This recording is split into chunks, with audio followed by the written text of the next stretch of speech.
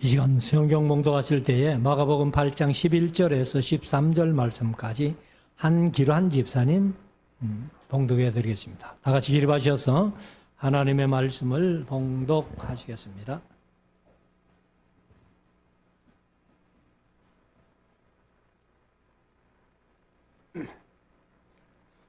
바리새인들이 나와서 예수께 힐난하며 그를 시험하여 하늘로서 오는 표적을 구하거늘 예수께서 마음속에 깊이 탄식하시며 가라사대 어찌하여 이 세대가 표적을 구하느냐 내가 진실로 너희에게 이르노니 이 세대에게 표적을 주지 아니하리라 하시고 저희를 떠나 다시 배에 올라 건너편으로 가시니라.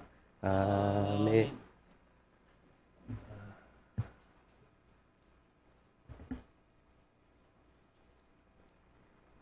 이제 우리 말씀을 묵상하는 시간인데요. 오전에 마가복음 7장 말씀을 우리가 묵상을 했고, 오후 시간에 이제 마가복음 8장 말씀인데, 본문을 11절에서 13절까지 바리새인 얘기를 잠깐 언급하고 있는데, 오늘 제목을 바리새인을 조심하라 이렇게 해서 한번 말씀을 드리겠습니다. 우리가 이제 이 8장에서 물론 다른 얘기가 많이 있지만은 바리새인 혹은 바리새파에 대해서 공부할 필요가 있겠다 이렇게 생각을 합니다.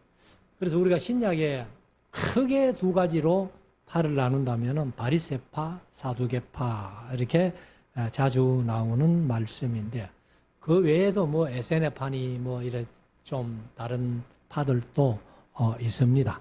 그렇지만은 이 오전에도 이제 언급을 했습니다만은 이 마태복음 23장에 보면은 예수님께서 바리새인들을 외식한다고 크게 책망하신 그런 장면들을 우리가 보기 때문에 절대로 바리새인들을 쫓아가거나 본받거나 이렇게 하지 말라는 거예요. 그래서 우리가 이제 오늘 본문 속에서 예수님께서 어떻게 바리새인들의 교훈을 안 따라가고 말씀 중심에서 우리는 오직 말씀입니다. 뭐 사람들의 교훈이 이렇고 저렇고 해도 참고는 하지만은 우리가 절대로 따라갈 일은 아니다. 그래서 우리가 이제 강조할 때에 성경 통독의 원리 가운데 하나가 말씀 속으로 들어가야지 말씀에 관해서는 들어도 말씀을 이해하는데 큰 도움은 안 된다 이렇게 말씀을 드렸습니다. 제가 사실 이제 지난 화요일 날 지난 목요일 날 끝났다 그러더라고. 동대구노회 평신도 교육원 강의를 4시간을 했는데 성경 개론을 이제 계속해서 제가 몇 번 강의는 안 했지만은 할 때마다 목사님들이 다 성경이 전공이지만은 나는 다른 거는 강의 못 한다. 성경 개론을 주었으면 좋겠다 해가지고 성경 개론만 이렇게 몇 번을 했는데 이번에도 이제 교환을 제 교환 가운데 몇 가지 중요한 것만 좀 뽑아가지고 이렇게 프린트 해주고 그리고 이제 강의를 했더니만 강의를 다 좋아합니다. 다 좋아하는데 마지막 시간에는 이제 과제를 내든지 시험을 치든지 이렇게 해야 돼요. 그래서 강의할 시간도 없는데 뭐 시험 칠 시간이 뭐 어디 있습니까? 그래서 이제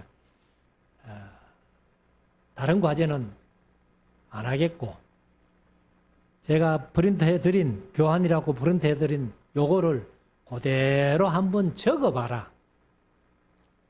적어서 제출해라. 제 서재실에 적은 걸 다 받아놨습니다만은 그리고 이제 문자로 가끔 이렇게 하시는 분들 가운데서 어떤 분은 이렇게 해놨어요.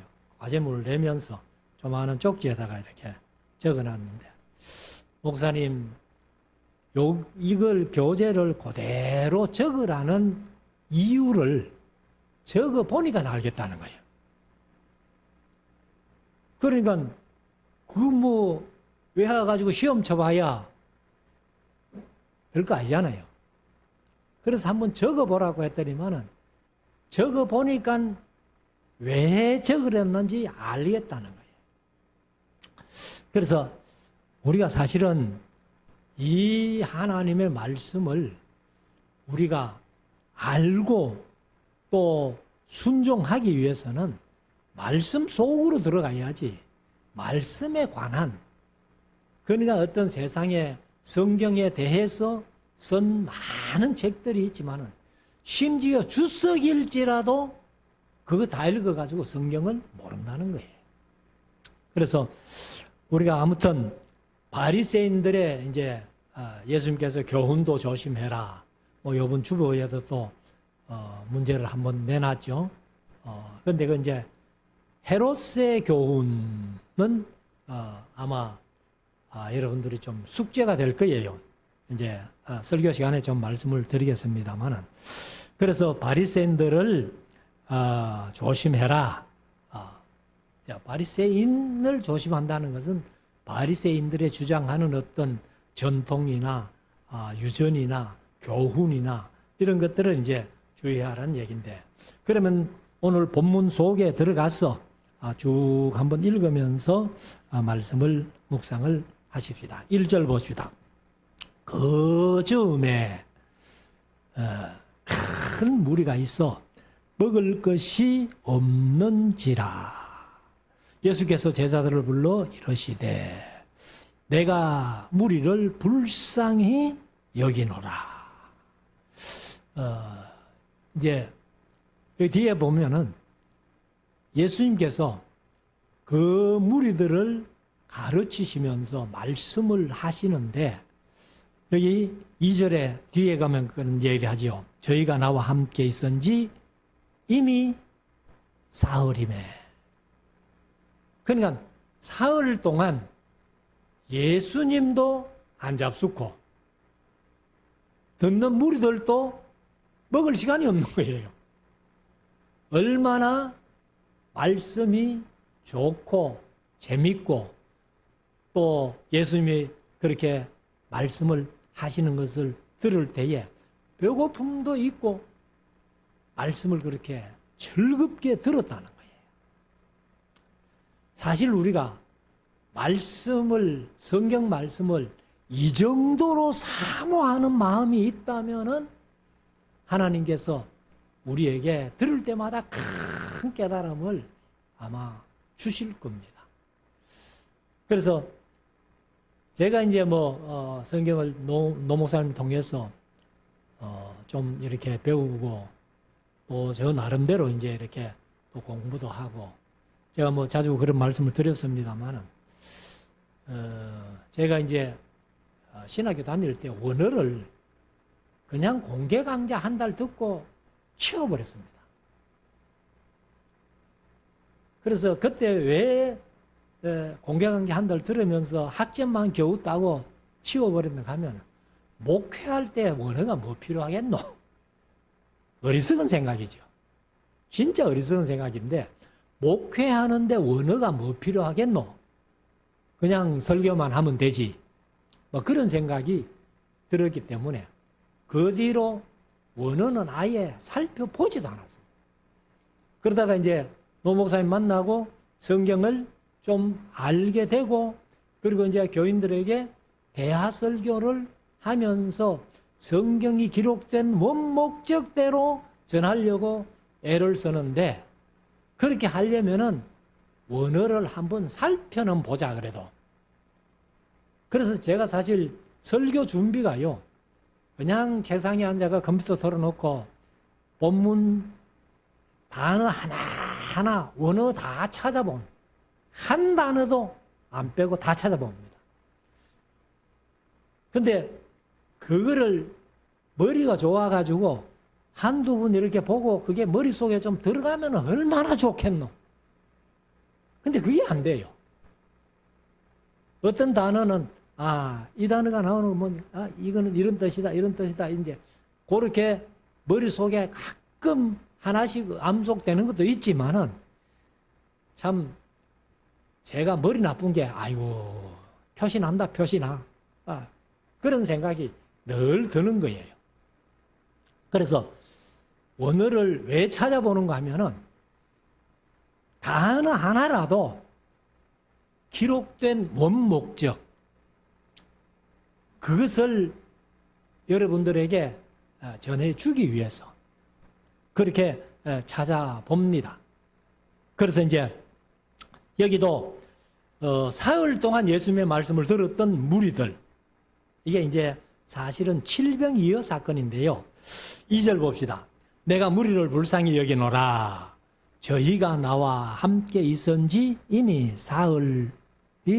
사흘임에 먹을 것이 없도다. 만일 내가 저희를 굶겨 집으로 보내면 길에서 기진하리라. 예수님도 걱정인 거예요. 예수님이 자신의 몸을 걱정하는 게 아니고 무리들이 사흘 동안 못 먹었으니까 집에 가다가 기진하면 어떡할까? 이렇게 이제 걱정이 되는 겁니다. 그래서 그 중에는 멀리서 온 사람도 있느니라. 그러면 앞에서도 우리가 묵상을 했습니다만 도로와 시돈, 이두메가 이제 이쪽에 요단강 동편 그 에돔 땅이라고 그렇게 말씀을 드렸는데, 그런데 그런 멀리서도 온 사람들이 있다는 거예요. 그러면은 그들이 돌아가면은 또 먼 길은 진짜 며칠 더 가야 되는 그런 길도 있을 텐데, 아무튼 예수님이 걱정을 하시면서 이렇게 제자들에게 말씀을 합니다. 4절 제자들이 대답하되 이 광야에서 어디서 떡을 얻어 이 사람들로 배부르게 할 수 있으리까? 그 당시에는요, 여간 마을이 이렇게 좀 있다 해도 이 많은 사람들을 풀어가지고 당신들이 어디 가서 음식점에 가서 좀 사먹고 오세요 해도 안 되는 거예요. 그만큼 음식점이 없고 빵을 살래도 살 데가 없는 이런 상황이기 때문에, 그래서 5절 예수께서 물으시되 너희에게 떡 몇 개나 있느냐? 가로되 7이로소이다 하거늘. 그래서 보리떡입니다. 사실은 뭐 우리는 이제 밀가루 빵을 주로 생각하겠지만은 주로 이제 요즘 우리나라에도 경주에 유명한 떡이 보리떡이잖아요. 황남빵도 있고. 그래서 경주의 빵은 찰보리떡인가 뭐 이래가지고 하는데, 사실은 보리떡은 우리나라에서 잘 안 해먹지요. 우리 어릴 때에 먹을 것이 없으니까 보리 찍고 나면은 그게 뭔지 모르겠는데 이제 그 경상도 말로 등게라 그러잖아요. 그걸 아주 보드랍게 이렇게 나오는 걸 가지고 이제 또 떡을 만들어 먹는 그런 경우가 있었습니다만은, 아무튼 이제 이 베스다에서는 오병이어 떡 5개와 물고기 2마리, 여기서는 이제 7병이어 보리떡 5개, 물고기 2마리인데, 사실은 이거 왜 이래?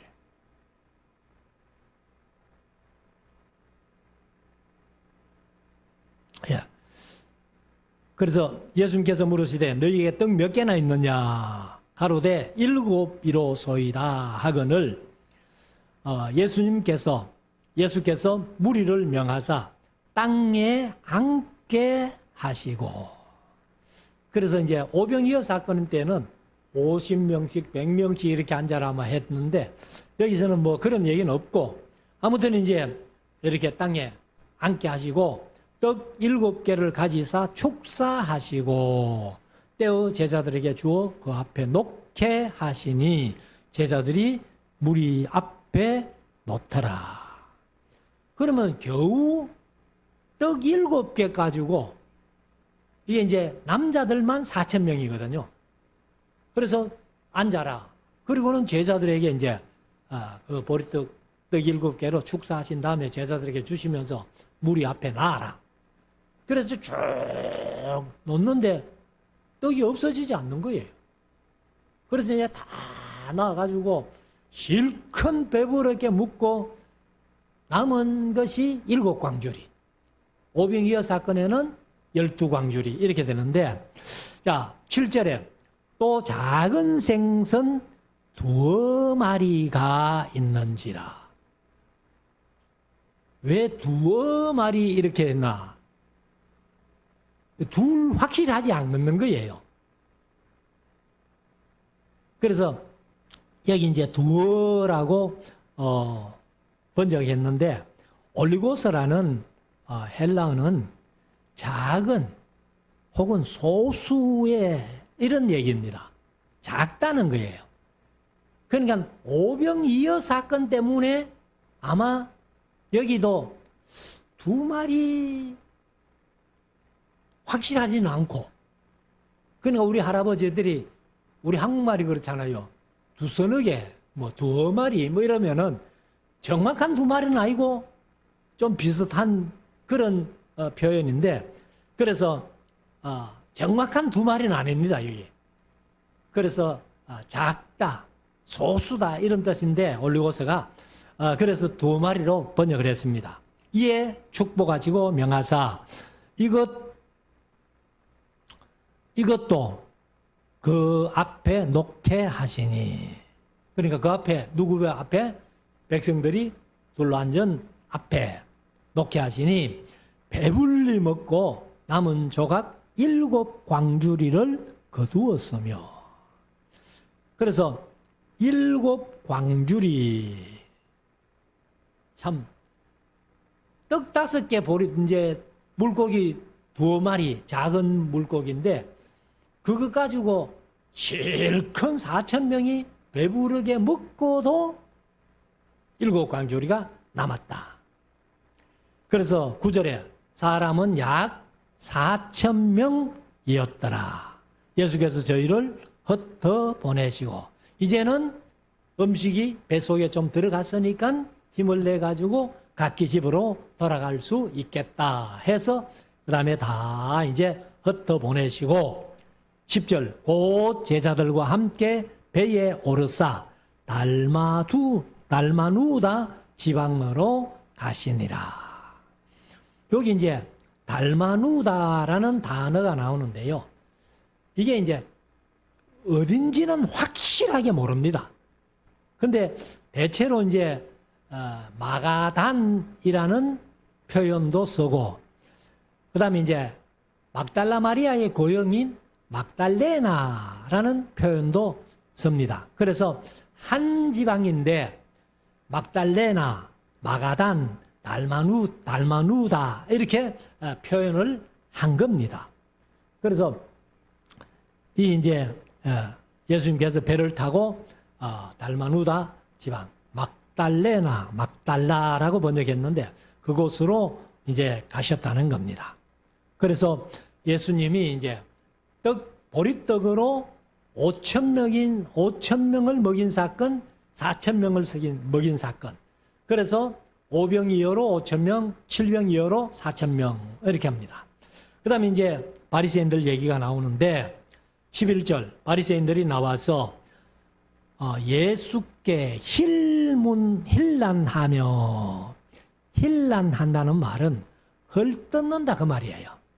그래서 그 본래 뜻은 토의하다, 논쟁하다 이런 뜻인데 참 선하게 정식으로 논쟁한다면은 얼마나 좋겠어요. 사실 우리가 이제 이 논쟁이 있어야 발전을 하는 겁니다. 신앙적으로도 그렇고 성경을 이렇게 논쟁하는 것도 논쟁하기 위한 논쟁이 아니라 보다 더 정확한 뜻을 알기 위해서 이렇게 이제 논쟁들을 합니다. 우리가 목요일 날마다 우리 동기들이 모여가지고 이렇게 이제 성경 얘기를 조금 하면은 거기서는 뭐 얘기할 때 뭐 누가 들으면 2단이다, 3단이다 할 정도로 그런 얘기도 막 하는 겁니다. 그래서 그대로 2단, 3단적인 얘기를 하고 끝내버리면은 이상하지만은 그러나 이제 마지막에 되면은 그러면 우리가 이런 얘기도 있었고 이런 얘기도 있었는데 이쪽으로 가는 게 아마 성경적인 것 같다, 좋을 것 같다 이렇게 이제 결론을 내리고 이렇게 합니다만은 바리새인들이 예수님께 힐난했다 이렇게 이제 헐뜯기 위해서 논쟁을 벌이는 거죠. 그래서 그를 시험하여 하늘로서 오는 표적을 구하거늘. 그러니까 이 바리새인들이 예수님과 좀 이렇게 논쟁하면서 참 처음에 말씀드린 대로 선한 논쟁 같으면 예수님도 얼마든지 받아들이시고 이렇게 하실 텐데 이건 아예 비난하기 위해서 헐뜯기 위해서 하는 논쟁이기 때문에 아주 예수님이 기분 나빠하시는 그런 말씀을 봅니다. 그래서 하늘로부터 오는 표적을 구했다. 지난번에 우리가 성지순례 갔을 때에 애굽은 못 가봤죠. 애굽은 못 갔는데 제가 2008년도에 성지순례 갔을 때 그 가이드가 지난번에 설교 시간에 한번 얘기를 했습니다만 이 팀은 좀 특별하니까 이제 노 목사님하고 에스라 하우스 중심으로 이렇게 갔기 때문에 이 팀은 특별하니까 여기 계획에 없는 장소를 한 군데 가겠다는 거예요. 그게 이제 어딘가 하면은 이집트의 수도가 카이로죠. 카이로의 한쪽 귀퉁이에 보면은 모카탐이라는 곳이 있어요. 모카탐이라는 곳이 있는데 모카탐이 뭐냐 하면은 이집트의 그 기독교는 콥틱 처치라 그래가지고 그 이제 예수 믿는 사람들이 있는데 그게 이제 이슬람 국가니까 예수 믿는 사람들은 몽땅 모아가지고 추방해가지고 한 곳에 이렇게 살도록 해놨습니다. 살도록 해놨는데 거기 사는 사람들이 카이로의 그 인구수가 1800만이라 그러더라고요. 그때 1800만이 쏟아내는 쓰레기를 집집마다 이렇게 마당에다 쌓아놨습니다. 쌓아놓고 거기에서 이제 이렇게 분리해가지고 먹고 살고 거기에서 분리해가지고 조금 돈이 생기면 그걸 또 헌금을 해가지고 교회를 짓고 이렇게 하는데 한 10만 명이 따로 그 동네를 이루고 살고 있어요. 근데 그 동네 안에 또 이슬람 사원이 하나 있는 거예요. 그래서 기독교만 쫓겨나온 줄 알았다면 죽어는 뭐고 했더니만은 이슬람교를 믿는 사람들 중에서도 막 지독하게 가난한 사람들 그 사람들이 이제 거기 와서 산다는 거예요. 그런데 거기서 제가 차에서 버스에서 이제 내려가지고 그 통과를 이렇게 마을을 하나 통과합니다. 통과하는데 가이드가 이제 하는 얘기가 비위 약한 사람은 아예 들어가지 말고 여기 계십시오 이러더라고. 그러니까 여자분 한 분이 안 들어가고 차에 있었어요. 차에 있고 그 다음에 다른 사람들은 다 왔는데 가봐야지 하면서 통과하는데 한 2km 채 안 될까? 이렇게 통과하는데 냄새가 치욕합니다. 그래서 그 가이드가 이제 부탁을 하나 하는 거예요. 아무리 속이 미스거려도 토하지는 마십시오. 근데 토하는 게 이게 사실 내가 절제한다고 잘 됩니까? 그래서 토하지 말라는 거예요. 그래서 이유가 뭡니까? 내가 물었어요. 이유가 뭡니까? 토해 놓으면요, 아이들이 와서 그걸 먹는데요. 그래서 토하지 말라. 근데 이제 거기 교회가 이제 있는데, 교회가 지난번에 한번 말씀드렸는데 이렇게 지하실처럼 이렇게 비스듬하게 돼가 있는데, 저 밑에가 이제 강단이고 이제 성도들이 앉는 장소는 이렇게 쭉 비스듬하게 이렇게 했는데, 그게 뭐 2만석인가 뭐 여튼 엄청나게 크더라고요. 근데 그게 왜 생겼는가 하면은, 그 기독교인들만 이제 거기 사니까, 너희들이 성경에 보면은 너희가 겨자씨만한 믿음만 있어도 이 산대로 바다에 빠뜨려 할 것이요, 그렇게 된다고 성경이 말씀했잖아요. 그러니까 너희들도 한번 해봐라 이제 이래 된 거예요. 그걸 안 하면, 못 하면은 너희는 다 죽는다 이렇게 됐다는 거예요. 그러니까 이게 이제 급하니까 그 성도들이 기도를 한 거예요.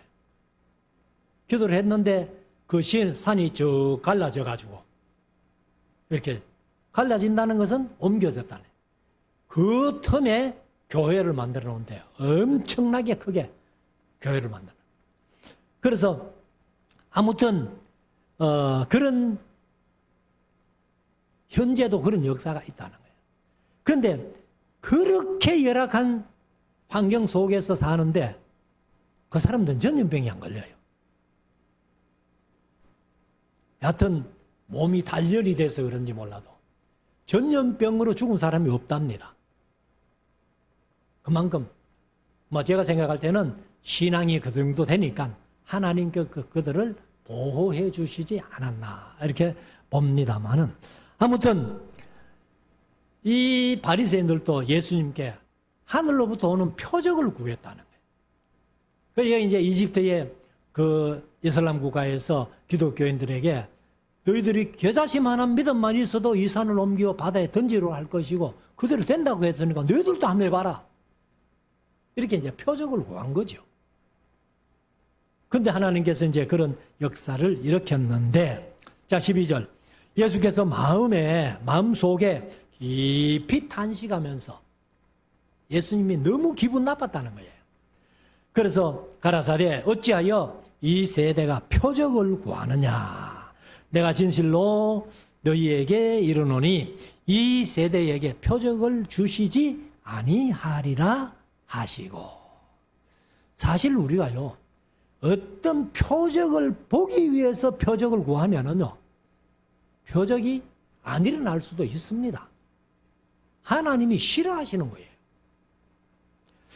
자, 13절. 저희를 떠나 다시 배에 올라 건너편으로 가시니라. 그래서 이제 건너편으로 가셨고, 자, 14절. 제자들이 떡 가져오기를 잊었음에 배에 떡 한 개밖에 저희에게 없더라. 예수께서 경계하여 가라사대 삼가 바리새인의 누룩과 헤롯의 누룩을 주의하라 하신대. 여기는 이제 설명은 없습니다. 바리새인의 누룩에 설명이 없는데 우리가 마태복음에서 묵상했잖아요. 바리새인의 누룩은 뭐다? 바리새인의 교훈이다, 교훈. 그러니까 이제 바리새인들을 조심하라 하는 게 이제 바로 바리새인들의 교훈을 조심하라 하는 것이고, 그러면 다른 복음서에는 헤롯의 누룩은 없어요. 여기 마가복음에만 나오는 겁니다. 그래서 헤롯의 누룩은 도대체 그러면 뭐겠나? 이렇게 생각을 하는데, 헤롯의 누룩은 사실은요, 이 헤롯이 유대인들의 환심을 사기 위해서 스룹바벨 성전, 우리가 제2성전이라고 하는데, BC 19년부터 유대인들을 위해서 성전을 지어주잖아요. 그런 게 헤롯의 누룩이 되는 거예요. 그러니까 전혀 하나님을 경외하거나 사랑하거나 믿거나 그런 건 없고, 그냥 단지 자기의 어떤 왕권, 자기의 어떤 무엇을 위해 가지고 뭐 유대인을 위하는 척 이렇게 하는 것이 헤롯의 누룩이라는 겁니다. 그래서 우리들이 오늘날 신앙생활 하면서 하나님을 사랑하는 마음으로, 하나님을 경외하는 마음으로, 하나님을 믿는 마음으로 무슨 일을 해야 되는데 그런 마음은 전혀 없고 그냥 교회 가면은 뭔가 내 삶에 어떤 유익이 좀 있을 것이다. 특별히 장사하시는 분들 가운데서 보면은 작은 교회에 섬기다가도 자기 장사를 위해서 큰 교회 가는 사람들 들어 있거든요. 그런 사람들이 바로 헤롯의 누룩이라는 거예요. 그러니까 바리새의 누룩도 조심해야 되고 헤롯의 누룩도 조심해야 된다. 그래서 16절에 제자들이 서로 의논하기를 이는 우리에게 떡이 없음이로다 하거늘 예수께서 하시고 이러시되 너희가 어찌 떡이 없음으로 의논하느냐. 개혁개정은 수군거리느냐 이렇게 했어요. 그래서 아직도 알지 못하며 깨닫지 못하느냐. 너희 마음이 둔하냐. 너희가 눈이 있어도 보지 못하며 귀가 있어도 듣지 못하느냐. 나를 따라다니면서 내가 행하는 표적들 너희가 못 봤나? 이런 식이에요. 그래서 또 기억지 못하느냐. 내가 떡 5개를 5,000명에게 떼어줄 때에 조각 몇 바구니를 거두었더냐. 가로되 이건 알죠, 제자들이. 그러니까 12바구니이다. 12이니다. 또 7개를 4,000명에게 떼어줄 때에 조각 몇 광주를 거두었더냐. 가로되 7이니다. 가라사대 아직도 깨닫지 못하느냐. 바리사인의 누룩이 떡이 아님을 왜 아직도 모르노? 헤롯의 누룩이 떡이 아님을 왜 아직도 모르노? 제자들을 책망하신 거죠. 그래서 우리가 신앙생활 하면서 하나님의 말씀을 통해서 이렇게 모든 것을 우리가 깨닫고 그 말씀대로 순종하고 말씀대로 믿고 말씀대로 따라가야 되는데 그렇지 못하고 그냥 세상적인 생각, 인간적인 생각 그런 것 때문에 우리의 믿음이 가로막힐 때가 너무 많다는 거예요. 그래서 우리가 어떻게든지 세상 살아가면서 말씀 따라가려고 애를 쓰는 그런 우리 모두가 될 수 있기를 원합니다. 22절 베사다에 이름에 사람들이 소경 하나를 데리고 예수께 나와 손대시기를 구하거늘. 예수님이 들어 안수를 해주시니까 그러니까 이제 손대시기를 구했다는 거예요. 그래서 23절에 예수께서 소경에 손을 붙드시고 마을 밖으로 데리고 나가사 눈에 침을 뱉으시며 오전에 7장에도 침 뱉은 사건이 있죠. 그런데 침을 뱉으시며 그에게 안수하시고 무엇이 보이느냐 물으니 그러니까 이 소경 하나를 사람들이 데리고 왔고 예수님이 안수해 주면 좋겠습니다 해가지고 예수님이 그 사람 손을 붙들고 마을 밖으로 나가가지고는 그에게 안수하면서 무엇이 보이느냐 이렇게 물었다는 거예요. 그러니까 소경이 뭔가 이제 보기는 봐요. 그런데 아직 확실하지 않습니다. 전혀 못 보다가 뭔가 희미하게 보이는데 아직 확실하지 않는 거예요. 그러니까 예수님의 능력이 뭐 가끔 한꺼번에 나를 낫게 하는 능력도 있고 조금 모자라가지고 좀 덜 낫게 하는 그런 능력인가? 그건 아니죠. 그래서 많은 사람을 위해 가지고 우리가 여기에서 이제 제가 생각할 때 한 가지 생각해야 될 교훈이 뭐냐 하면은 우리가 신앙생활도요 어중간하게 말씀도 아는 것도 아니고 모르는 것도 아니고 이렇게 하면 곤란하다는 거예요. 그래서 이 소경을 이제 한번 보면은 자 24절 우러러 보며 개혁개정은 쳐다보며 가로되 그러니까 네가 무엇이 보이느냐 이렇게 물었잖아요. 그러니까 이제 예수님을 쳐다보면서 사람들이 보이나이다. 그래서 사람들이 봤다는 거예요. 사람들을 봤다는 거예요. 그리고 나무 같은 것들에 걸어가는 것을 보나이다 하거늘. 그러면 이 소경이 잘 봤습니까? 잘못 봤습니까? 잘못 본 거 아니에요.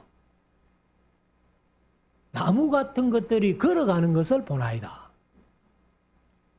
그래서 우리가 말씀을 볼 때에 이 소경처럼 이렇게 어중간하게 봐서는 안 된다는 거예요. 확실하게 내 것을 만들어야 돼. 그리고 제가 늘 강조하지만 기록된 원목적대로 알려고 노력을 해야 된다는 거예요. 그래서 나무 같은 것들이 뭐 걸어가나이다 하는데 소경이 언제부터 소경됐는지는 모르지만은 만약에 이 소경이 나면서부터 소경된 자라면은 나무를 본 적이 없잖아요. 그래서 아마 나무 같은 것들이 걸어가는 것 같습니다. 이렇게 했는지는 모르겠습니다만은 아무튼 소경이 확실하게 보지 못했다는 거예요. 그래서 이에 그 눈에 다시 안수하심에 저가 주목하여 보더니 나아서 만물을 밝히 보는지라. 다시 한번 말씀드려요. 예수님의 능력이 어떤 데는 완전히 낫게 하고 어떤 데는 좀 능력이 모자라가지고 좀 희미하게 낫게 하고 그런 건 아니라는 거죠. 얼마든지 확실하게 볼 수 있게 하실 수 있지만은 사람들이 지켜보고 있으니까 이 우리가 소경이 나아도 완전히 나아야지 이렇게 희미하게 나아놓으면은 세상 사는데 오히려 더 문제가 생길지 모른다는 거예요. 그래서 우리가 다시 한번 말씀드리지만 말씀도 확실하게 우리가 아는 것이 우리에게 얼마나 중요한가를 다시 한번 교훈해 주는 말씀입니다. 자, 26절. 예수께서 그 사람을 집으로 보내시며 가라사대 마을에도 들어가지 말라 하시니라. 그래서 이 소경이 눈 감고 있다가 이제 완전히 밝히 보게 됐으니까 얼마나 자랑하고 싶겠어요. 그런데 예수님께서 그 동네 가서 자랑하지 말고 집으로 곧장 가거라 이렇게 말씀을 하십니다. 자, 27절에는 예수와 제자들이 가이사랴 빌립보 여러 마을로 가실새 노중에서 제자들에게 물어 가라사대 사람들이 나를 누구라고 하느냐. 이 사실 마태복음 16장 얘기인데 마태복음 16장에는 가이사랴 빌립보 지방에 가서 판신전 앞에서 이런 일이 있었잖아요. 근데 여기는 가이사랴 빌립보 지방으로 가는 길에 제자들에게 물었다. 이렇게 얘기를 합니다. 그래서 28절 여짜오되 이제 제자들이 하는 얘기인데 제자들이 여짜와 가로되 세례 요한이라 하고 들으는 엘리야라 들으는 엘리야 들으는 선지자 중에 하나라 하나이다. 또 물으시되 너희는 나를 누구라 하느냐. 베드로가 대답하여 가로되 주는 그리스도 신이다 하며 이것도 마태는 베드로가 고백한 것을 세밀하게 적었잖아요. 주는 그리스도시요 살아계신 하나님의 아들이니이다 하고 그게 베드로 자신의 고백인데 이 베드로가 이제 설교하는 내용을 마가가 기록한 것이 마가복음이라 했는데 베드로가 설교할 때 자신이 고백한 것을 확실하게 다 얘기 안 했는지는 모르겠습니다만은 여기 주는 그리스도 신이다 이렇게만 마가가 적어놨다는 거예요. 베드로가 아마 자신의 고백도 복음 전할 때는 뭐 좀 빼먹고 전했는지 모르겠습니다만은 아무튼 우리가 조금 이제 마가복음이 세밀하게 기록이 안 됐고 이렇게 좀 한 것을 봅니다. 자, 이에 30절 자기의 일을 아무에게도 말하지 말라 경계하시고 요거는 이제 십자가 질 것을 말씀을 이제 비로소 하셨다 이렇게 말씀하는데 아무튼 여기 이제 아직까지는 내가 그리스도임을 아무에게도 말하지 마라 이렇게 이제 경계를 하십니다. 그래서 31절에 인자가 많은 고난을 받고 장로들과 대제사장들과 서기관들에게 버림받아 죽임을 당하고 사흘 만에 했는데 사흘만 하는 것이 좀 이상한 거예요. 그래서 제가 늘 말씀드립니다만 사흘만 하면은 만 3일이면 72시간입니다. 그래서 마태복음에는 제3일에 이렇게 얘기죠. 제3일. 그러니까 날짜로는 3일이 지나가지만은 시간상으로는 36시간 정도밖에 안 지나간다. 이렇게 제가 말씀드렸는데 아무튼 사흘 만에 살아나야 할 것을 비로소 저희에게 가르치시되 비로소라는 말이 시작했다 그 말이에요. 헬라어로 엘코마이 하는 건데 시작했다. 그러니까 내가 예루살렘에 올라가서 고난받고 죽임당하고 제3일에 살아나야 할 것을 비로소 이제 3년 만에 처음으로 가르치시는 거예요. 제자들을 불러가지고 3년 동안 훈련시켰지만은 여태까지 이 말씀은 안 하시다가 3년 만에 처음 이제 말씀하시기 시작합니다.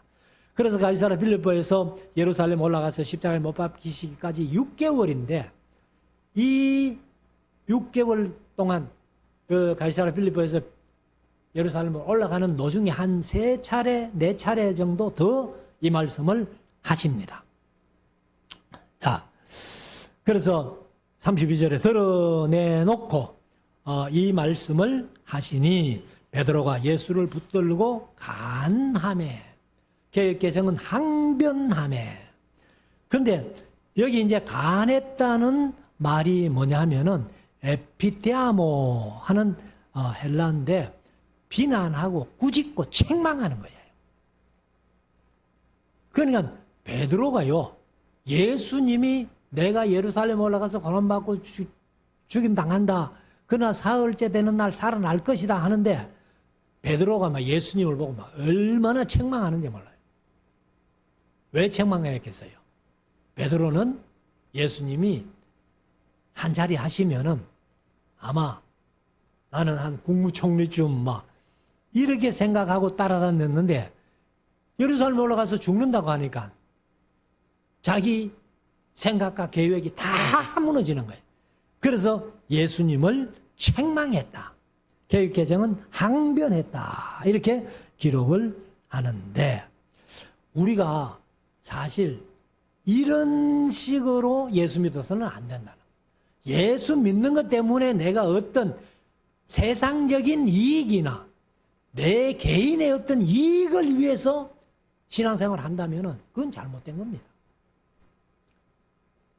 그래서 우리가 예수를 믿되 이제 뒤에 나옵니다만은 나를 따라오는 것은 자기를 부인하고 자기 십자가를 치고 나를 쫓아라 이렇게 말씀을 하십니다. 자, 그래서 베드로를 이제 예수님께서 꾸짖으시는데 그렇게 이제 베드로가 이제 예수님을 붙들고 항변하며 책망하면서 이렇게 이제 얘기를 하니까 33절 예수께서 돌이키사 제자들을 보시며 베드로를 꾸짖어 가라사대 사탄아 내 뒤로 물러가라. 네가 하나님의 일은 생각지 아니하고 도리어 사람의 일을 생각하는도다 하시고. 그러면 우리가 하나님의 일과 사람의 일이 뭐냐? 요한복음 6장에 보면은 6장 28절에 저희가 묻되 우리가 어떻게 하여야 하나님의 일을 하오리까 하고 예수님에게 물었어요. 그러니까 29절에 예수께서 대답하여 가라사대 나의 하나님의 보내신 자를 믿는 것이 하나님의 일이다. 하나님께서 보내신 자가 누구요? 예수님이에요. 예수님을 믿는 것이 하나님의 일이다. 베드로처럼 자기의 어떤 출세나 욕망이나 이런 것 때문에 신앙생활 하는 거, 그게 하나님의 일이 아니고 하나님께서 보내신 자 예수님을 그대로 믿는 거, 그게 하나님의 일이라는 겁니다. 그래서 34절에 무리와 제자들을 불러 이러시되 아무든지 나를 따라오려거든 자기를 부인하고 자기 십자가를 지고 나를 쫓을 것이니라. 부인한다는 말은 아파르네오마이라는 헬라어인데 거절하고 완전히 자기를 내려놓고 이렇게 예수님을 따라가는 것. 이게 자기 생각이나 자기 어떤 주장을 하면 안 된다는 거예요. 자기를 완전히 부인하고 말씀대로 우리가 가는 것이, 이것이 자기를 부인하는 겁니다. 그리고 이제 자기 십자가를 지고 하는 말은 상당히 부담스럽죠. 이거는 한마디로 말씀드리면 순교를 각오하고 그 말입니다. 순교를 각오하지 않으면 예수님을 온전히 따를 수 없다. 그래서 AD 64년부터 311년까지 250년 동안 로마에 10대 박해가 있었잖아요. 그 박해 가운데서도 순교 각오하고 예수님 따라가라. 그 말씀입니다. 그래서 우리가 오늘날은 그런 순교는 이제 우리 한국 같은 경우는 그런 순교는 없다 할지라도 그런 각오는 우리 성도들에게 있어야 된다 하는 겁니다. 그리고 이제 35절에 누구든지 제 목숨을 구원코자 하면 이럴 것이요. 누구든지 나와 복음을 위하여, 나와 예수님과 복음을 위하여 제 목숨을 잃으면 구원하리라. 이게 자기 십자가를 지는 겁니다. 36절 사람이 만일 온 천하를 얻고도 제 목숨을 잃으면 무엇이 유익하리요? 사람이 무엇을 주고 제 목숨을 바꾸겠느냐? 여기서 뭐보다 귀한 생명? 천하보다 귀한 생명. 이렇게 되는 거예요. 그러면 천하보다 귀한 생명이라면 생명보다 귀한 게 있다 없다? 없다. 근데 우리 찬송가를 부르면 있잖아요. 492장. 나의 영원하신 기업, 뭐보다 귀해요? 생명보다 귀하다. 그러니까 육신의 생명 살고 영원히 지옥 간다면요, 그거는 그 생명이 귀한 생명이 아닌 거예요. 그래서 육신의 생명을 자기 십자가를 지니까 순교를 각오하고라도 내가 천국 간다면은 천국이 육신의 생명보다 귀하다는 겁니다. 자, 38절. 누구든지 이 음란하고 죄 많은 세대에서 나와 내 말을 부끄러워하면 인자도 아버지의 영광으로 거룩한 천사들과 함께 올 때에 그 사람을 부끄러워하리라. 그러니까 우리가 예수 믿는 거 부끄럽게 생각하면 안 된다는 거예요. 떳떳하게 자신 있게 어디 가서든지 간에. 그러니까 이제 자기 십자가를 지는 거예요. 순교를 각오해야 된다. 때로는. 그래서 우리가 내 자신을 부인하고 하나님의 말씀이라면은 내 주장 다 버리고 완전히 자신을 부인하고 자기 십자가를 지고 순교를 각오하고 나아가야지 때로는 사람들 앞에서 예수를 부끄러워하고 십자가를 부끄러워하고 그렇게 한다면은 예수님이 재림하실 때에 나도 그 사람을 부끄러워하겠다. 그래서 그렇게 되면은 구원 못 받을지 모른다는 거예요. 그래서 우리가 이 말씀을 보고 그 다음에 이제 9장 1절도 사실은 8장에 붙여놓는 게 훨씬 나은데 일단 뭐 9장 1절은 다음에 9장에서 말씀을 드리겠습니다. 그래서 우리가 다시 한번 말씀드리지만은 바리새인들의 누루, 교훈, 헤롯의 누루 주의해야 됩니다. 신앙생활을 하면서 자신의 어떤 유익이나 자신의 어떤 목적을 위해서 신앙생활을 한다면은 이것은 헤롯의 누룩이 될 수 있다는 것을 마음속에 새기고 예수님이 말씀하신 대로 내 자신을 부인하고 내게 주어진 십자가를 치고 순교를 각오하면서 말씀 붙들고 끝까지 승리하는 우리 모두가 될 수 있기를 주의 이름으로 축원합니다. 기도드리겠습니다.